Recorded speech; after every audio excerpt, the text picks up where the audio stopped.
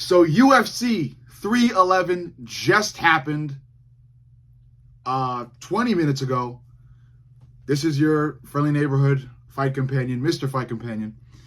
And I'd like to break down the entire card with you from the early prelims to the main event. So let's get started. The first fight was Tagir Ulanbekov versus Clayton Carpenter. Tagir Ulanbekov trains under Cam Khabib, so he obviously was the heavy favorite.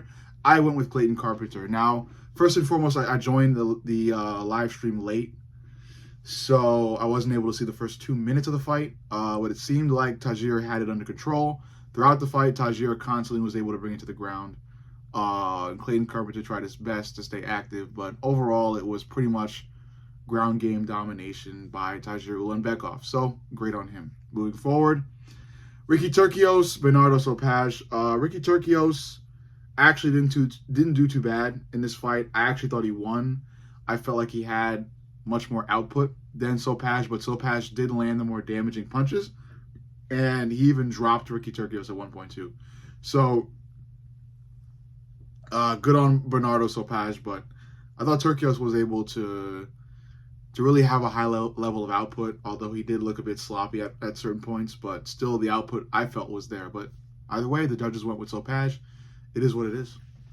Next up, here's a good one. Rinaya Nakamura versus Muin Gafurov. Rinaya Nakamura was a heavy favorite for this fight because of his well-roundedness, in my opinion. But in this fight, he looked terrible. Way too stiff, not as active. Muin put on a striking clinic, as well as a grappling clinic as well. But the striking was extremely crisp.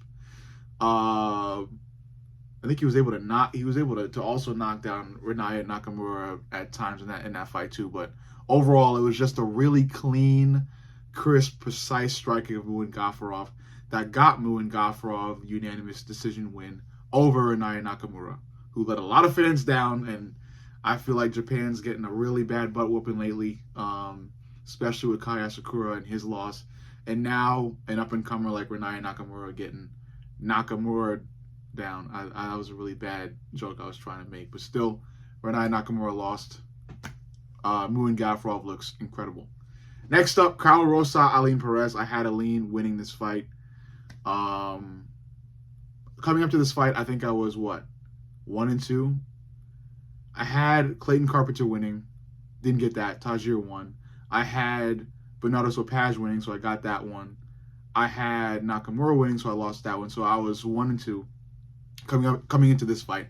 I chose Aline Perez to win. And throughout the fight, I felt like Carla Rosa won just because of the constant leg kicks she was able to land. But Aline Perez was able to mix in some takedowns, as well as land some pretty heavy overhands at times too. So I understand why the judges went with her to win. But yeah, Aline Perez takes the unanimous decision over Carla Rosa, who I felt won because of Carla Rosa's constant leg kicks. But they gave it to Aline Perez. I was right about Aline Perez winning though. So yeah, 2-2 going into the actual prelims. Grant Dawson versus Diego Ferreira. Grant Dawson is the favorite just because of how he's so well rounded. Diego Ferreira, I went with Diego just because I felt like he was gonna land something big. And Grant Dawson was able to make this fight completely fucking boring. Just constant, ground control, laying on top of Diego. But you got to give him to him. He was able to do it. So either way, Grant wins. Not in the most entertaining fashion, but he wins. Next up, Bogdan Guskov, who I consider to be the mini Sergey Pavlovich, but some people may consider him to be what is it?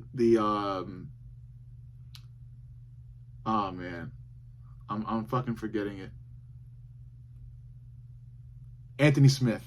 The Anthony Smith on paper, because how Anthony Lionheart Smith says how great he is on paper and how he beats John Jones on paper. So people are calling him the Anthony Smith on paper because he kind of looks orcish like Anthony Smith, and he's powerful, man. He's really powerful. He was able to knock down Billy Elikana. He just kind of forced Billy Elikana to quit. I think he landed a couple body shots, and one of them, I think, hit the liver of Billy Elikana to the point where Elikana just had to fucking crouch down and do nothing. That's the only explanation I can give. Other than that, maybe Alicante just didn't want to be there anymore and take any more damage, and he just fucking shriveled up and stayed like a fucking statue for a solid like a solid minute, and the ref just fucking watched. So I think the ref should have stepped in way earlier, but Bogdan finishes Billy with some really heavy hits. Next up, Zachary Reese versus Asmat Bekoev. The fight almost immediately went to the fucking ground. And Bekoev was on top. Zachary Reese was able to get some good activity while on bottom still. He was like throwing punches, throwing elbows, trying to do all he can from bottom. But still, Bekoev was able to land some really vicious, powerful ground and pound. So much so that Zachary Reese was knocked out unconscious while on the ground. Insane stuff. Reese was literally unconscious for like more than I think, just about 2 minutes. The motherfucker was out. I'm talking like, you know how fighters would be fucking sprawled out like this. He's like this for quite a while, and then he had to get escorted out of the octagon, so it was even worse of a knockout. So yeah, Reese was destroyed in this fight. Good on Bekoev though, because it's a testament to how powerful this guy is and can become. Next up, in my opinion, the craziest turnout of this fight. I really think this was the craziest turnout of this fight. Peyton Talbot gets fraud checked. The Peyton Talbot steps into the octagon. I'm expecting him to be crazy good from the first bell, just cornering Rayoni, landing something big, and knocking Rayoni out. Instead, the minute the bell rings, Barcelos is going straight for takedowns, gets Peyton Talbot to the ground, and continues to do so for the entire fight. Pure domination by Rayoni Barcelos. Peyton Talbot, fraud checked, insane stuff. I mean, I think nobody was expecting it. Crazy. Absolutely insane. Peyton Talbot has been fraud checked, zero grappling, fraud checked similarly like how Yair Rodriguez was. Yair wasn't really fraud checked, but defeated in the same manner in terms of Peyton Talbot and Yair Rodriguez having zero grappling, because it looked like Peyton Talbot had zero grappling in that fight, and he was able to just get fucking dominated. And Peyton Talbot overall lost via unanimous decision. A 26-year-old Peyton Talbot lost overall in a unanimous decision to a 37-year-old Rayoni Barcelos. Rayoni Barcelos is 37. Peyton Talbot got ragdolled by a man that is 11 years older than him. I don't know how the fuck that happened. Peyton Talbot fraud checked. Next up, Kevin Holland versus Reiner de Ridder. I had Reiner de Ridder in this fight, and I was corrected to choose that. Reiner de Ridder gets the job done in round 1 against Kevin Holland, who I feel is in a bum mentality, in a bum state. Kevin Holland is extremely lazy, and I think he needs to improve a lot if he ever hopes to continue in the UFC. If not, I think he can look forward to having some stellar fights in Karate Combat or the PFL or that new fighting organization, Dirty Boxing, where Yoel Romero is currently, because this shit is not meant for the UFC. Reiner de Ridder is able to secure the submission and beat Kevin Holland. I look forward to seeing what's next. Next up, and this is another round 1 finish in this main event. Jailton Almeida versus Sergey Spivak.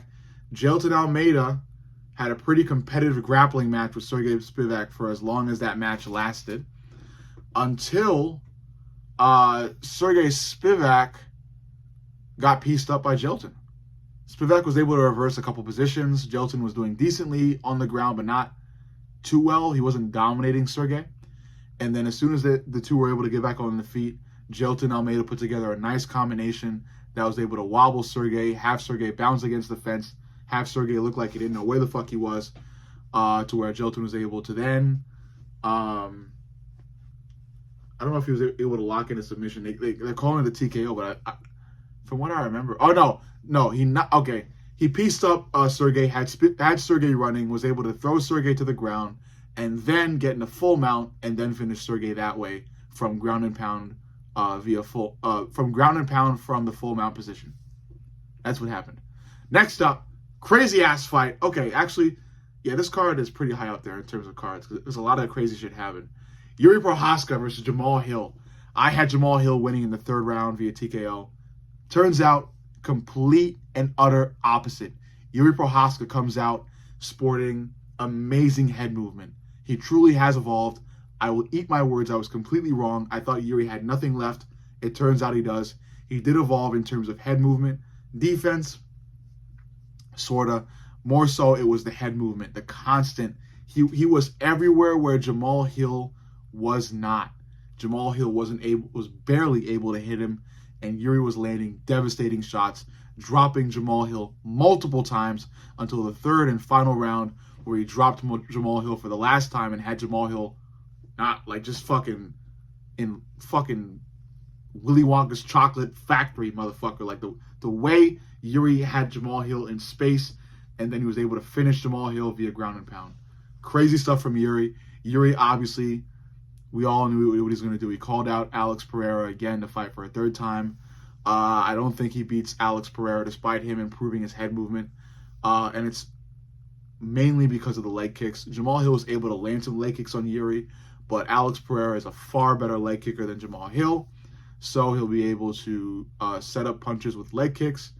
And as strong as Yuri is in terms of, taking pain, the leg kicks are going to be able to open things up, especially when Yuri switches stance because of them. That opens up a great opportunity for Alex to step in and land something devastating. So I think Alex beats Yuri for a third time if the UFC is able to make that fight. I don't know if they are. I don't think the UFC will want to make that fight, just given how badly Yuri lost in the first two. Next up, the co-main event, Merab Dvalishvili versus Umar Nurmagomedov. Crazy fight. But what did I say? I just posted a video recently because I just felt so excited now, and I wanted to get my words out as soon as possible. But now I can fully do it. It's exactly like I said. And I had the same feeling with Max Holloway versus Justin Gaethje. Everybody was going Umar's route. Everybody's saying Umar's going to win. Umar's to this. Umar's to that.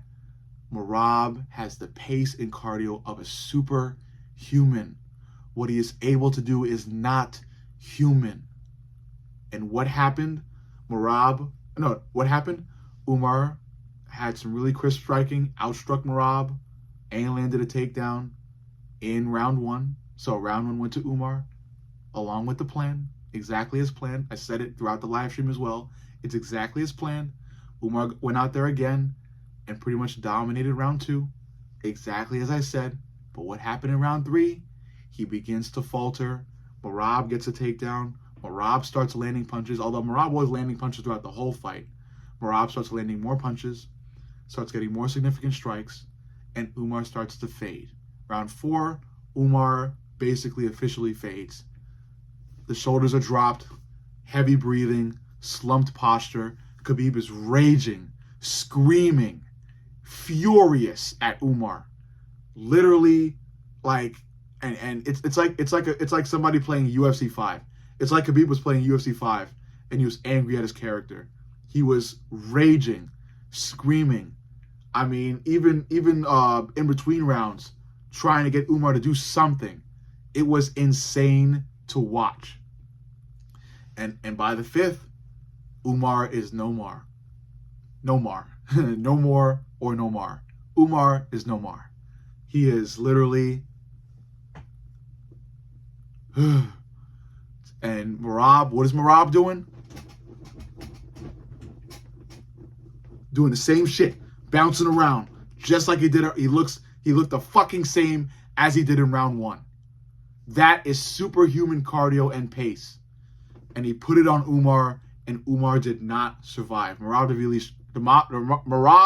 Dvalishvili wins via unanimous decision, and I hope this can garner more respect from the MMA fans as well as the UFC, because the UFC, many people within the UFC, still cannot pronounce this guy's name right. It is Dvalishvili.